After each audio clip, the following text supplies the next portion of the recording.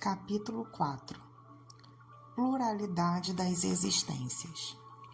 A reencarnação, justiça da reencarnação, encarnação nos diferentes mundos, transmigrações progressivas, destino das crianças após a morte, sexo nos espíritos, parentesco, filiação, semelhanças físicas e morais, ideias inatas. A reencarnação. 166. Como a alma que não alcançou a perfeição durante a vida corpórea pode acabar de se depurar, passando pela prova de uma nova existência. 166-A. Como a alma realiza essa nova existência? Será pela sua transformação como espírito? Em se depurando, a alma, sem dúvida, passa por uma transformação, mas para isso ela necessita da prova da vida corporal. 166-B. Então a alma passa por várias existências corporais? Sim, todos nós temos diversas existências. Aqueles que dizem o contrário querem lhes manter na ignorância em que eles próprios se encontram. Esse é o desejo deles. 166-C. Parece resultar desse princípio que, depois de ter deixado um corpo, a alma toma outro. Dito de outra forma, que ela reencarna em novo corpo. É assim que se deve entender? É evidente. 167. Qual o objetivo da reencarnação? Expiação, melhoramento progressivo da humanidade. Sem isto, onde estaria a justiça? 168. O número de existências corporais é limitado ou será que o espírito reencarna perpetuamente? A cada existência nova, o espírito dá um passo adiante na senda do progresso. Quando estiver depurado de todas as suas impurezas, ele não tem mais necessidade das provas da vida corporal. 169. O número de encarnações é o mesmo para todos os espíritos? Não. Aquele que caminha depressa se poupa das provações. Todavia, essas encarnações sucessivas são sempre muito numerosas, pois o progresso é quase infinito. 170. No que se torna o espírito após a sua última encarnação? Espírito bem-aventurado, um puro espírito. Justiça da reencarnação. 171. Sobre o que se fundamenta o dogma da reencarnação? Sobre a justiça de Deus e a revelação, pois repetimos sem cessar: o bom pai sempre deixa a seus filhos uma porta aberta ao arrependimento. A razão não te diz que seria injusto privar para sempre da felicidade eterna todos aqueles de quem não dependia o próprio melhoramento? Será que todos os homens não são filhos de Deus? Só entre as pessoas egoístas é que encontramos a iniquidade, o ódio implacável e os castigos sem remissão. Todos os espíritos tendem à perfeição, e Deus lhes fornece os meios de alcançá-la através das provações da vida corporal. Mas, na sua justiça, Ele lhes concede realizarem novas existências, o que não puderam fazer ou concluir numa primeira prova. Não estaria em acordo nem com a equidade, nem com a bondade de Deus castigar para sempre aqueles que tiverem encontrado obstáculos para o seu aperfeiçoamento, além da sua vontade e no próprio ambiente em que se acharam. Se o destino da pessoa fosse irrevogavelmente determinado depois da sua morte, Deus não teria pesado as ações de todos numa mesma balança e não as teria tratado com imparcialidade. A doutrina da reencarnação, quer dizer, aquela que consiste em admitir para o indivíduo várias existências sucessivas, é a única que corresponde à ideia que fazemos da justiça de Deus para com os indivíduos colocados em uma condição moral inferior. A única doutrina que pode nos explicar o futuro e firmar nossas esperanças pois ela nos oferece os meios de repararmos nossos erros por nossas provações. A razão nos indica isso, e os espíritos nos ensinam essa doutrina. O homem que tem consciência da sua inferioridade põe na doutrina da reencarnação uma esperança consoladora. Se acredita na justiça de Deus, não pode esperar ficar pela eternidade em pé de igualdade com aqueles que agiram melhor do que ele. A ideia de que essa inferioridade não o deserdará para todo o sempre do bem supremo e que poderá conquistar esse bem por novos esforços, lhe sustenta e reanima sua coragem. Qual é aquele que, ao fim da sua carreira, não lastima ter adquirido tão tarde uma experiência de que já não pode mais tirar proveito? Essa experiência tardia não fica perdida. Ele a aproveitará em uma nova existência. Encarnação nos diferentes mundos. 172. Nossas diversas existências corporais se realizam todas na Terra? Não todas, mas em diferentes mundos. As que se passam aqui não são as primeiras nem as derradeiras, e estas são das mais materiais e das mais distantes da perfeição. 173. A cada nova existência corporal, a alma passa de um mundo para outro, ou bem pode passar muitas dessas existências no mesmo globo. Pode reviver várias vezes no mesmo globo, se não avançou o bastante para passar a um mundo superior.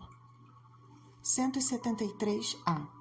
Podemos então reaparecer muitas vezes na Terra? Certamente. 173b. Podemos voltar aqui depois de termos vivido em outros mundos? Seguramente. Vocês podem já ter vivido em outros lugares, bem como na Terra. 174. Voltar a viver na Terra é uma necessidade? Não, mas se não avançarem, vocês poderão ir para outro mundo que não seja melhor e que pode até ser pior. 175. Haveria alguma vantagem em voltar a habitar a Terra? Nenhuma vantagem particular, a menos que seja em missão. Progride-se então tanto aí como em qualquer lugar. 175a. Não seria melhor permanecer espírito? Não. Ficaríamos estacionados, e o que queremos é avançar em direção a Deus. 176. Depois de terem encarnado noutros mundos, os espíritos podem encarnar nestes sem jamais terem aparecido aqui? Sim, como vocês podem encarnar em outros mundos. Todos os mundos são solidários. O que não se realiza em um, se realiza em outro. 176a. Assim, há indivíduos que estão na Terra pela primeira vez? Há muitos e em diversos graus. 176b. Podemos reconhecer por um indício qualquer quando um espírito está na sua primeira aparição na Terra? Isso não teria nenhuma utilidade. 177. Para chegar à perfeição e à suprema felicidade, que é o propósito final de todos os indivíduos, o espírito deve passar pela fieira de todos os mundos existentes no universo? Não, porque há muitos mundos que estão no mesmo grau, e onde o espírito não aprenderia nada de novo. 177a. Como explicar, então, a pluralidade de suas existências em um mesmo globo? Cada vez que estiver num mesmo globo, o indivíduo poderá ocupar posições bem diferentes, que para ele são outras tantas ocasiões de adquirir experiência. 178. Os espíritos podem reviver corporalmente em um mundo relativamente inferior àquele onde já viveram? Sim, quando eles têm uma missão a cumprir para ajudar o progresso, e então eles aceitam com alegria as tribulações daquela existência, porque elas lhe proporcionam uma forma de avançarem. 178a. Isso não poderia ser também ocasião para expiação? Deus não poderia enviar espíritos rebeldes para mundos inferiores? Os espíritos podem permanecer estacionários, mas não retrogradam, e então a punição deles consiste em não avançarem, e recomeçarem as existências mal empregadas no meio que convém à sua natureza. 178b. Quais são aqueles que têm de recomeçar a mesma existência? Aqueles que faliram em sua missão ou em suas provas. 179. Todos os seres que habitam cada mundo alcançaram o mesmo nível de perfeição? Não, é como na Terra. Há seres aí que são mais ou menos avançados. 180. Passando deste mundo para outro, o espírito conserva a inteligência que aqui ele tinha? Sem dúvida, a inteligência não se perde. Contudo, pode ser que ele não disponha dos mesmos meios para manifestá-la. Isso depende da sua superioridade e das condições do corpo que ele tomar. 181. Os seres que habitam os diferentes mundos têm corpos semelhantes aos nossos? Sem dúvida, eles têm corpos, porque é preciso que o espírito seja revestido de matéria para agir sobre a matéria. Porém, esse envoltório é mais ou menos material, conforme o grau de pureza a que chegaram os espíritos, e é isso que faz a diferença entre os mundos que temos de percorrer, pois há muitas moradas na casa de nosso Pai, e em diversos graus. Alguns sabem e têm consciência disto nesta terra, enquanto com outros não se dá o mesmo. 182. Podemos conhecer exatamente o estado físico e moral dos diferentes mundos? Nós, espíritos, não podemos responder senão de acordo com o grau no qual vocês se encontram. Isso quer dizer que não devemos revelar essas coisas a todos, porque nem todos estão em condições de compreendê-las, e essas revelações os perturbariam. À medida que o espírito se purifica, o corpo que o reveste se aproxima igualmente da natureza espírita. A matéria fica menos densa, deixa de rastejar penosamente pela superfície do solo. As necessidades físicas se tornam menos grosseiras, não mais sendo preciso que os seres vivos se destruam para se nutrirem. O espírito se acha mais livre e tem mais percepções das coisas longínquas que nos são desconhecidas. Ele vê com os olhos do corpo o que só avistamos pelo pensamento. A depuração do espírito nos seres que estão encarnados conduz ao aperfeiçoamento moral. As paixões animais se enfraquecem e o egoísmo dá lugar ao sentimento da fraternidade.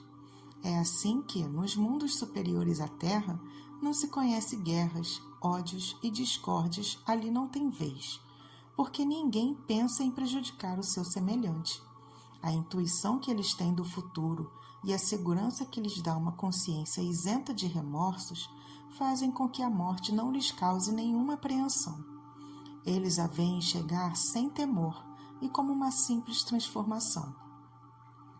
A duração da vida nos diferentes mundos parece ser proporcional ao grau de superioridade física e moral desses mundos, e isso é perfeitamente racional. Quanto menos material for o corpo, menos fica sujeito às vicissitudes que o desorganizam. Quanto mais puro o espírito, menos paixões tem a miná-lo. Essa é ainda uma graça da providência, que quer assim abreviar os sofrimentos. 183. Indo de um mundo para outro, o espírito passa por nova infância? Em toda parte, a infância é uma transição necessária, mas ela não é tão boba em todo lugar como é entre vocês. 184. O espírito tem o direito de escolher o novo mundo onde deva habitar? Nem sempre, mas ele pode pedir e pode obter seu desejo se assim o merecer, pois os mundos são acessíveis aos espíritos dependendo do grau da sua elevação. 184a. Se o espírito não pedir nada, o que é que determina o mundo em que ele reencarnará? O grau de sua elevação. 185. O estado físico e moral dos seres viventes é perpetuamente o mesmo em cada mundo? Não, os mundos também estão submetidos à lei do progresso. Todos começaram como o vosso, por um estado inferior, e a própria Terra passará por uma semelhante transformação, Ela se tornará um paraíso terrestre quando os indivíduos se tornarem bons. É assim que as raças que hoje povoam a Terra desaparecerão um dia e serão substituídas por seres cada vez mais perfeitos. Essas raças transformadas sucederão à raça atual, como esta sucedeu a outras ainda mais grosseiras. 186. Haverá mundos onde o espírito, deixando de habitar um corpo material, não tenha nenhum envoltório além do perispírito? Sim, e mesmo esse envoltório se torna tão etéreo que para vocês é como se ele não existisse. Esse é, então, o estado dos espíritos puros. 186A. Parece resultar daí que não há uma demarcação traçada entre o estado das últimas encarnações e o de um espírito puro, não? Essa demarcação não existe. A diferença vai se apagando pouco a pouco e se torna imperceptível como a noite desaparece diante das primeiras claridades do dia. 187. A substância do perispírito é a mesma em todos os mundos? Não, ela é mais ou menos etérea. Passando de um mundo para outro, o espírito se reveste da matéria própria de cada qual.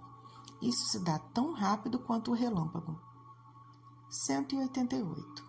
Os espíritos puros habitam mundos especiais ou se acham no espaço universal, sem estarem ligados mais a um mundo do que a outros?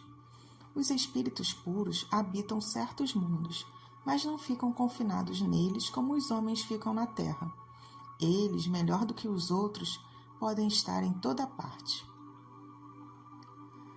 Transmigrações progressivas. 189. Desde o início de sua formação, o espírito desfruta da plenitude de suas faculdades? Não, pois o espírito, assim como o homem, também tem sua infância. Em sua origem, os espíritos têm apenas uma existência instintiva e mal têm consciência de si mesmo e de seus atos. Somente pouco a pouco é que a sua inteligência se desenvolve. 190. Qual é o estado da alma na sua primeira encarnação? O estado da infância na vida corporal. Sua inteligência mal se desabrocha. A alma se ensaia para a vida. 191. As almas dos nossos selvagens estão no estado de infância? De infância relativa, pois são almas já desenvolvidas e já nutrem paixões. 191A. Então as paixões são um sinal de desenvolvimento? De desenvolvimento sim, porém não de perfeição. As paixões são um sinal de atividade e de consciência do eu, ao passo que na alma primitiva a inteligência e a vida se acham no estado de germe. De modo geral, a vida do espírito percorre as mesmas fases que observamos na vida corporal. Ele passa gradualmente do estado de embrião ao de infância, para chegar por uma sucessão de períodos ao estado de adulto, que é o da perfeição, com a diferença que ele não tem declínio e decrepitude como na vida corporal, que a sua vida, tendo tido um começo, não terá fim, que é preciso um tempo imenso, do nosso ponto de vista, para ele passar da infância espírita a um completo desenvolvimento. E seu progresso se realiza não numa única esfera, mas passando por mundos diversos.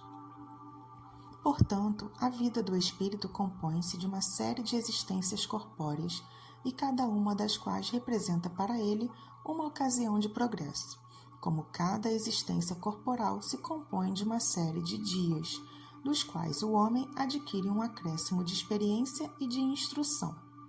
Mas, assim como há dias na vida do homem que não produzem nenhum fruto, na vida do espírito há existências corporais que ficam sem resultado, porque ele não soube aproveitá-las. 192. Alguém, por uma conduta perfeita nesta vida, pode transpor todos os graus e se tornar um espírito puro sem passar por outros graus intermédios? Não, pois aquilo que o homem julga como perfeito está longe da perfeição. Há qualidades que lhe são desconhecidas e que ele não pode compreender. Ele pode ser tão perfeito quanto a sua natureza terrena o permite, mas isso não é a perfeição absoluta. Do mesmo modo, uma criança, por mais precoce que seja, deve passar pela juventude antes de chegar à idade madura. Do mesmo modo, também, o enfermo passa pela convalescença antes de recobrar toda a sua saúde. Além disso, o espírito deve avançar em ciência e em moralidade. Se ele progrediu somente num sentido, carece progredir no outro para atingir o topo da escala. Não obstante, quanto mais o homem avança na sua atual vida, menos longas e penosas são as provas seguintes. 192A. O homem pode, a partir desta vida, pelo menos assegurar para si uma existência futura menos carregada de amarguras? Sim, sem dúvida. Pode abreviar a extensão e as dificuldades do caminho. Só o desleixado permanece sempre no mesmo ponto. 193. Nas suas novas existências, um indivíduo pode se rebaixar em relação ao que era? Com relação à posição social, sim. Como espírito, não. 194. É possível que, em nova encarnação, a alma de um indivíduo de bem anime o corpo de um malfeitor? Não, pois ele não pode degenerar. 194A. A alma de um indivíduo perverso pode se tornar a de um indivíduo de bem? Sim, caso se arrependa, e isso é uma recompensa. A marcha dos espíritos é progressiva e jamais retrograda. Eles se elevam gradualmente na hierarquia e não descem da posição que alcançaram. Em suas diferentes existências corporais, eles podem descer como homens, mas não como espíritos. Assim, a alma de um poderoso da terra pode mais tarde animar o mais humilde operário, e vice-versa. Por isso, entre os homens, as categorias estão frequentemente na razão inversa da elevação dos sentimentos morais. Herodes era rei e Jesus era carpinteiro. 195. A possibilidade de se melhorarem numa outra existência não pode levar certas pessoas a perseverarem num mau caminho pela ideia de que elas sempre poderão se corrigir mais tarde?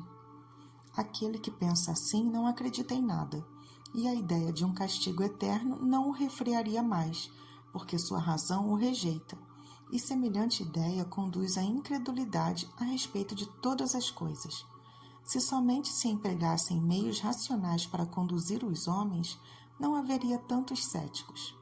De fato, durante a sua vida corporal, um espírito imperfeito pode pensar como você está dizendo, mas, uma vez desprendido da matéria, ele passa a pensar de outro modo, pois logo se apercebe que fez um cálculo errado.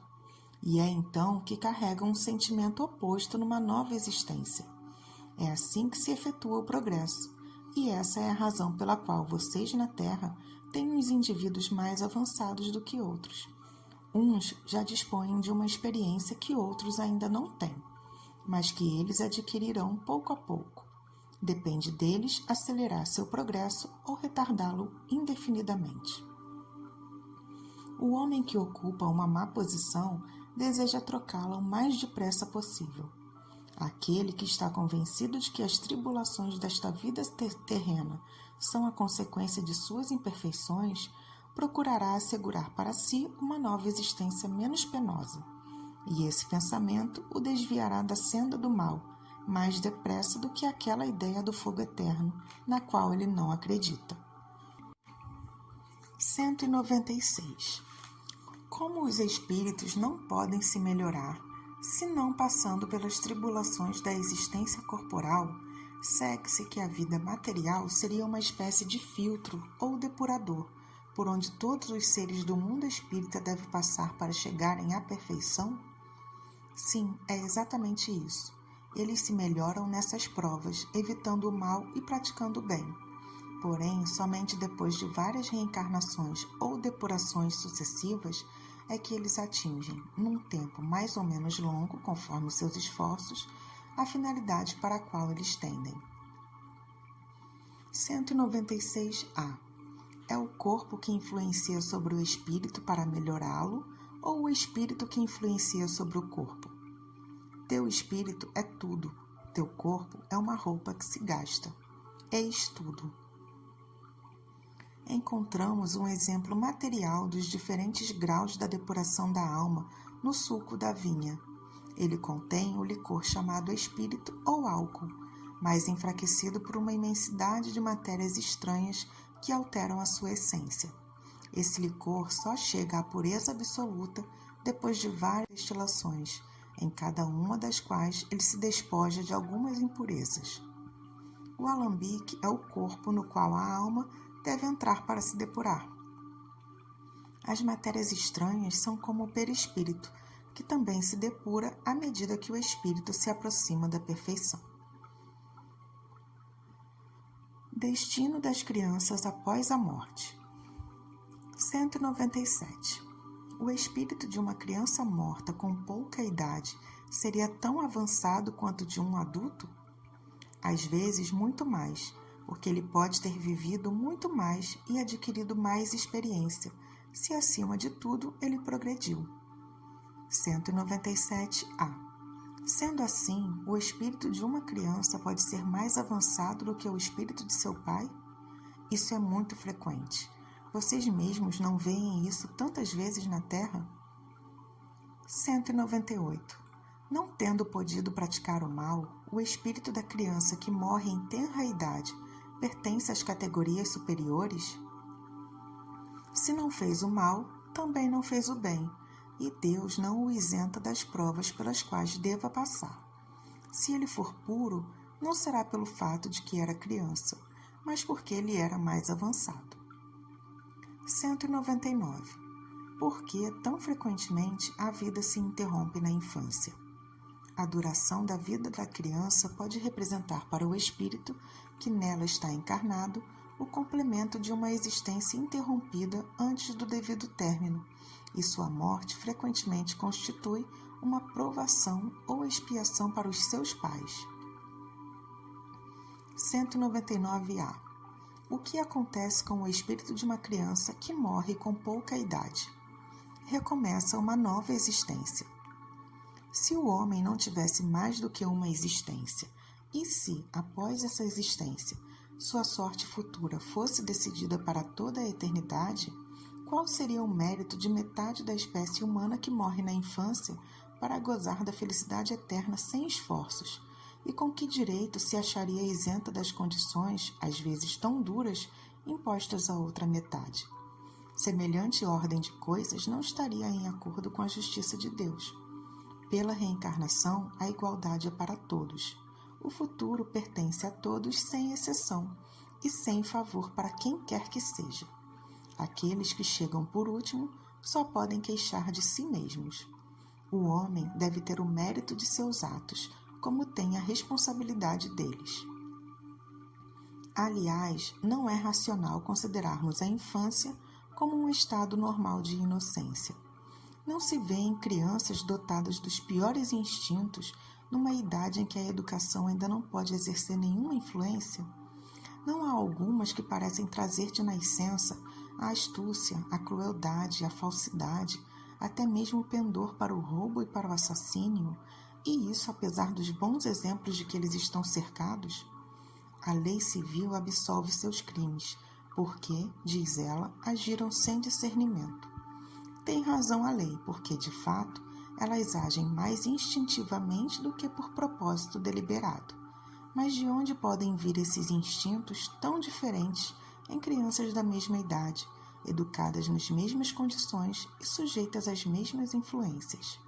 De onde vem essa perversidade precoce, se não da inferioridade do espírito, já que a educação não tem nada a ver com isso? Aquelas que são viciosas é que seu espírito tem progredido menos e então sofre as suas consequências, não pelos seus atos da infância, mas pelos de suas existências anteriores. E é assim que a lei é a mesma para todos e que a justiça de Deus abrange a todo mundo. Sexo nos espíritos. 200. Os espíritos têm sexos? Não como vocês entendem, pois os sexos dependem da organização. Há entre eles amor e simpatia, mas fundados da similaridade dos sentimentos. 201. O espírito que animou o corpo de um homem pode, em uma nova existência, animar o corpo de uma mulher e vice-versa? Sim, são os mesmos espíritos que animam os homens e as mulheres. 202. Enquanto espírito, prefere-se estar encarnado no corpo de um homem ou no de uma mulher? Isso pouco importa ao espírito, vai de acordo com as provas pelas quais ele deva passar. Os espíritos encarnam como homem ou como mulheres porque eles não têm sexo. Como eles devem progredir em tudo, cada sexo, assim como cada posição social, lhes oferece provas e deveres especiais e ocasião de adquirir experiência. Aquele que sempre fosse homem só saberia o que os homens sabem. Parentesco, filiação. 203. Os pais transmitem aos seus filhos uma porção de sua alma, ou só se limitam a lhes dar a vida animal, a qual uma alma nova vem mais tarde juntar à vida moral.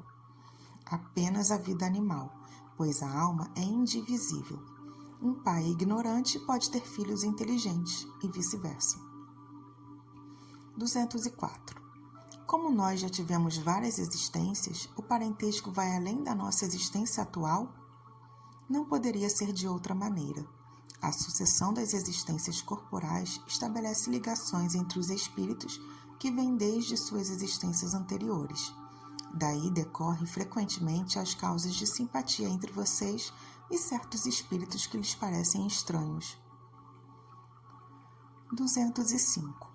Para algumas pessoas, a doutrina da reencarnação parece destruir os laços familiares ao lhes estender para além da existência atual. Ela estende os laços, mas não os destrói. O parentesco está fundado sobre afeições anteriores. Os laços que unem os membros de uma mesma família são menos precários. Essa doutrina amplia os deveres da fraternidade, porque no vosso vizinho ou no vosso servo pode-se encontrar um espírito que tenha tido ligação com vocês pelos laços de sangue. 205-A. Ela, no entanto, diminui a importância que alguns dão à sua filiação, porque qualquer um pode ter tido como seu pai um espírito que tenha pertencido a outra raça ou que tenha vivido em uma condição completamente diferente. É verdade, mas essa importância é baseada no orgulho. O que a maioria honra nos seus antepassados são os títulos, a posição social e a riqueza. Quem pensa assim se envergonharia de ter tido como avô um sapateiro honesto, mas se gabaria de ser descendente de um nobre devasso. Porém, não importa o que digam ou façam, não modificarão as coisas como elas são, pois Deus não formulou as leis da natureza de acordo com a vaidade deles. 206. Do fato de não haver filiação entre os espíritos dos descendentes de uma mesma família, segue-se que o culto dos ancestrais seja uma coisa ridícula? Seguramente que não, pois é preciso considerar-se feliz por pertencer a uma família na qual encarnaram espíritos elevados. Conquanto os espíritos não procedam uns dos outros, nem por isso têm menos afeição por aqueles que estão ligados a eles pelos laços de família, dado que esses espíritos tantas vezes são atraídos para essa ou aquela família por causa da simpatia ou pelos vínculos anteriores. Mas creiam bem que os espíritos de vossos ancestrais não ficam nada honrados com o culto que lhes prestam por orgulho. O mérito deles não se reflete em vocês, a não ser na medida em que vocês se esforçam para seguir os bons exemplos que eles vos deram. E só então é que a vossa lembrança pode ser não apenas agradável a eles, como também lhes ser útil. Semelhanças físicas e morais. 207. Os pais muitas vezes transmitem aos seus filhos uma semelhança física. Transmitem também alguma semelhança moral? Não, pois eles têm almas ou espíritos diferentes. O corpo procede do corpo, mas o espírito não procede do espírito. Entre os descendentes das raças, nada mais há que consanguinidade. 207-A. De onde vêm as semelhanças morais que costuma haver entre pais e filhos? São espíritos simpáticos, atraídos pela afinidade de suas tendências. 208. Os espíritos dos pais não exercem nenhuma influência sobre o do filho depois do nascimento deste? Exercem sim, e uma influência muito grande. Conforme temos dito, os espíritos devem contribuir para o progresso uns dos outros. Pois bem, o espírito dos pais tem por missão desenvolver o de seus filhos pela educação. Isso é uma tarefa para os pais. Se falharem nesta tarefa, serão culpados. 209. Porque nascem de pais bons e virtuosos, filhos de uma natureza perversa. Noutras palavras, porque as boas qualidades dos pais nem sempre atraem, por simpatia, um espírito bom para ser seu filho. Um espírito malvado pode pedir bons pais, na esperança de que seus conselhos o guiem numa estrada melhor. E muitas vezes Deus lhe concede esse pedido. Pelos seus pensamentos e suas preces, os pais podem atrair para o corpo do filho um espírito bom, de preferência um espírito inferior? Não, mas podem melhorar o espírito do filho a que deram vida e que a eles está confiado. Esse é o dever deles. Os filhos malvados são uma provação para os pais. 211. De onde vem a semelhança de caráter que tantas vezes existe entre dois irmãos, principalmente entre os gêmeos? São espíritos simpáticos que se aproximam pela similaridade de seus sentimentos e que se sentem felizes por estarem juntos. 212. Nos filhos cujos corpos estão colados e que têm certos órgãos comuns, haveria aí dois espíritos, ou seja, duas almas? Sim, mas a semelhança entre eles muitas vezes faz com que pareçam um só aos vossos olhos. 213. Desde que os espíritos encarnam nos gêmeos por simpatia, de onde vem a aversão que vemos algumas vezes entre estes? Não é uma regra que os gêmeos tenham espíritos simpáticos. Espíritos malvados podem querer lutar juntos no teatro da vida. 214. Que pensar das histórias de crianças brigando entre si no ventre da mãe? Lendas, para figurar que o ódio entre elas era demasiado antigo, faz-se remontá-lo antes do nascimento delas. Geralmente, vocês não levam muito em conta as figuras poéticas. 215. De onde vem a característica particular que se nota em cada povo? Também os espíritos se grupam em famílias, formadas pela afinidade de suas tendências, mais ou menos apuradas conforme sua elevação. Pois bem, um povo é uma grande família, onde se reúnem espíritos afins. A tendência que os membros dessas famílias têm para se unirem é a fonte da semelhança que existe no caráter distintivo de cada povo. Tu pensas que espíritos bons e humanitários procuram um povo rude e grosseiro? Não, os espíritos se simpatizam com as coletividades como se simpatizam com os indivíduos. Lá, eles estão no seu próprio meio. 216. Em suas novas existências, o indivíduo conserva os traços do caráter moral de suas existências anteriores? Isso pode acontecer sim, mas em se melhorando, ele muda. Sua posição social também pode não ser mais a mesma. Se de senhor ele passa a escravo, os seus gostos serão inteiramente diferentes e você dificilmente poderia reconhecê-lo. O espírito, sendo o mesmo nas diversas encarnações, suas manifestações podem ter de uma para outra certas semelhanças, por vezes modificadas pelos hábitos da sua nova posição, até que um aperfeiçoamento notável venha a mudar completamente o seu caráter, porque, de orgulhoso e mau, ele pode se tornar humilde e humanista, caso se arrependa. 217. O indivíduo, nas suas diferentes encarnações, conserva traços físicos das existências posteriores? O corpo é destruído e o novo não tem nenhuma relação com o anterior. Entretanto, o espírito se reflete no corpo. De certo que o corpo não é mais do que matéria, mas apesar disso, ele é modelado pelas qualidades do espírito que lhe imprime uma certa característica, sobretudo no semblante, e é com razão que se designa os olhos como o espelho da alma, isto é, que mais particularmente o semblante reflete a alma, pois uma pessoa excessivamente feia tem, porém, qualquer coisa que agrada quando está revestida de um espírito bom, sábio, humanitário, ao passo que há fisionomias belíssimas que não te agradam em nada, pelas quais tu tens até mesmo repulsão. Tu poderias supor que não haja mais do que os corpos bem moldados que sejam um envoltório aos espíritos mais perfeitos, ao passo que todos os dias tu encontras homens de bem sob um exterior deformado. Sem ter nenhuma parecença destacada, a semelhança dos gostos e das inclinações pode então dar aquilo que chamamos um ar familiar. Como o corpo que reveste a alma numa nova encarnação não tem nenhuma relação necessária com aquele corpo que ela deixou, já que a alma pode obtê-lo de uma fonte totalmente diferente, seria absurdo concluir uma série de existências de uma semelhança que é só fortuita. Todavia, as qualidades do espírito frequentemente modificam os órgãos que lhe servem para suas manifestações e lhe imprimem no semblante e até no conjunto de suas maneiras um cunho particular. É assim que, sob um envoltório dos mais humildes, podemos encontrar a expressão da grandeza e da dignidade, enquanto sob uma vestimenta de grande nobreza se vê algumas vezes a da baixeza e da ignomínia.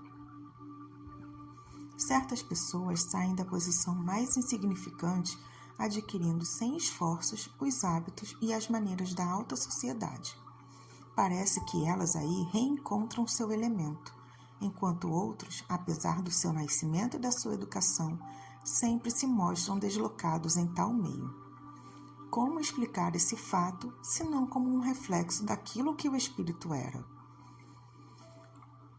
Ideias inatas. 218. O espírito encarnado não conserva nenhum traço das percepções que ele teve e dos conhecimentos que adquiriu nas existências anteriores? Ele conserva uma vaga lembrança que lhe dá o que chamamos de ideias inatas. 218-A. A teoria das ideias inatas, então, não é ilusória? Não. Os conhecimentos adquiridos em cada existência não se perdem mais. Ao se libertar da matéria, o espírito sempre recobra essas lembranças. Durante a encarnação, ele pode esquecê-las em parte, momentaneamente, porém a intuição que conserva delas auxilia o seu adiantamento. Sem isso, seria continuamente recomeçar. Em cada nova existência, o espírito toma seu ponto de partida de onde estava na existência precedente. 218b. Assim sendo, há uma grande conexão entre duas existências sucessivas? Nem sempre tão grande quanto talvez tu suponhas, dado que muitas vezes as posições são bem diferentes, e no intervalo entre essas existências, o espírito pode ter progredido. 219. Qual é a origem das faculdades extraordinárias dos indivíduos que, sem estudo prévio, parecem ter a intuição de certos conhecimentos, como idiomas, cálculos, etc. Recordação do passado, progresso anterior da alma, mas do qual ela não tem consciência, de onde quer que venham tais conhecimentos. O corpo muda, porém o espírito não, embora troque de roupagem. 220. Mudando de corpo, o espírito pode perder algumas faculdades intelectuais, por exemplo, deixar de ter o gosto pelas artes? Sim, se tiver corrompido essa inteligência ou se a utilizou mal. Ademais, certa faculdade pode permanecer adormecida durante uma existência, porque o espírito pode querer exercitar outra, que não tenha nenhuma relação com aquela. Então, esta capacidade fica em estado latente, para reaparecer mais tarde. 221. Deve-se a uma lembrança do passado o sentimento instintivo que, mesmo no estado de selvagem, o homem possui da existência de Deus e o pressentimento da vida futura? É uma lembrança que ele conserva do que sabia como espírito antes de estar encarnado, mas o orgulho às vezes abafa esse sentimento. 221-A. É a essa mesma lembrança que se devem certas crenças referentes à doutrina espírita e que se observam entre todos os povos? Esta doutrina é tão antiga quanto o mundo. Tal é o motivo pelo qual a encontramos em toda parte, e o que é uma prova de que ela é verdadeira. Conservando a intuição do seu estado espiritual, o espírito encarnado tem consciência instintiva do mundo invisível. Contudo, não raro, ela é falseada pelos preconceitos, e a ignorância mistura a ela a superstição.